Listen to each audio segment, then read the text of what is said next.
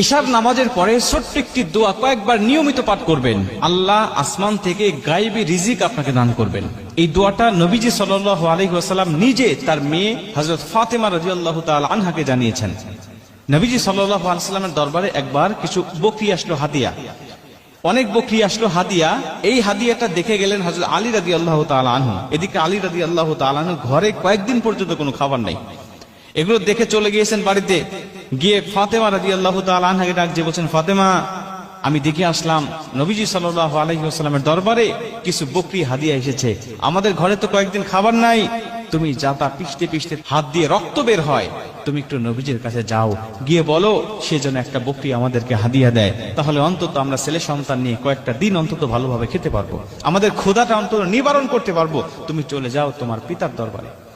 ফাতেমা রাদিয়াল্লাহু তাআলা দেখলেন কথা তো ঠিকই, বাবার দরবারে এত হাদিয়া, চাই না একটু একটা বকরি নিয়ে আসি, আমাদের ছেলে সন্তানকে নিয়ে আমাদের পেটের ক্ষুধাটা অন্তত নিবারণ করতে পারবো। চলে গেলেন, গিয়ে বলছেন, বাবা, আমি শুনলাম আপনার দরবারে অনেক বকরি হাদিয়া এসেছে, একটা বকরি আমাদেরকে দেন, আমরা কয়েকদিন যাবত আজকে অভুক্ত অবস্থায় আছি, আমাদের সন্তান আপনার আদরের নাতি হাসান হোসেন পর্যন্ত না খেয়ে আছে, একটা বকরি হাদিয়া দেন, এটা নিয়ে আমরা একটু তাদের ক্ষুধাটা নিবারণ করতে চাই। মুসলমান ভাইরা আমার, নবীজি সাল্লাল্লাহু আলাইহি ওয়াসাল্লাম ডাক দিয়া বলেন, ফাতেমা, তোমাকে আমি এমন একটি দোয়া শিক্ষা দিতে চাই, এমন একটা আমল বলে দিতে চাই, যে আমলটা যদি তুমি নিয়মিত করতে পারো ফাতেমা, আমি নবীজি বললাম আসমান থেকে আমার আল্লাহ তোমাকে এত রিজিক দান করবে, এত গায়বী সম্পদ দান করবে, তুমি খেয়ে শেষ করতে পারবে না। গায়বী রিজিক আল্লাহ তোমাকে দান করবে।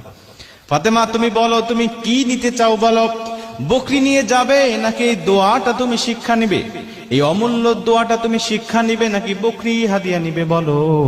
ফাতেমা ডাক দেয়া বললেন, বাবা, যদিও কয়েকদিন ধরে আমাদের বাসায় কোনো খাবার নাই, বাবা, একটা বকরি যদি আপনি হাদিয়া দেন, এটা খাইলে 2-1 দিনের মধ্যেই শেষ হয়ে যাবে, কিন্তু আপনি যদি অমূল্য সম্পদ আল্লাহ পাকের পক্ষ থেকে পাওয়ার মতো কোনো আমল বলে দেন, ওটাই তো হবে আমাদের জন্য শ্রেষ্ঠ একটা মাধ্যম, কারণ এই দোয়া, এই আমলটা, এই রিজিকটা কখনোই শেষ হবে না। এই আমলটা করে করে আল্লাহর দরবার থেকে আমি রিজিক নিব, আর আল্লাহ পাক আমার সংসারটাকে সুখময় শান্তিময় করে দিবে।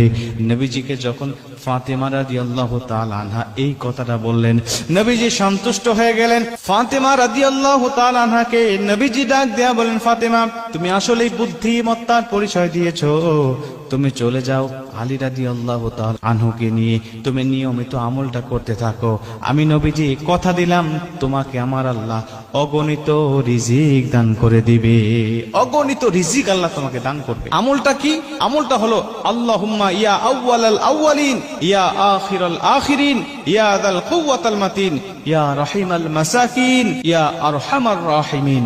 এই দোয়াটা তুমি নিয়মিত পাঠ করতে থাকো, আমি নবীজি বলছি কখনো তোমাকে আল্লাহ অভুক্ত অবস্থা রাখবে না।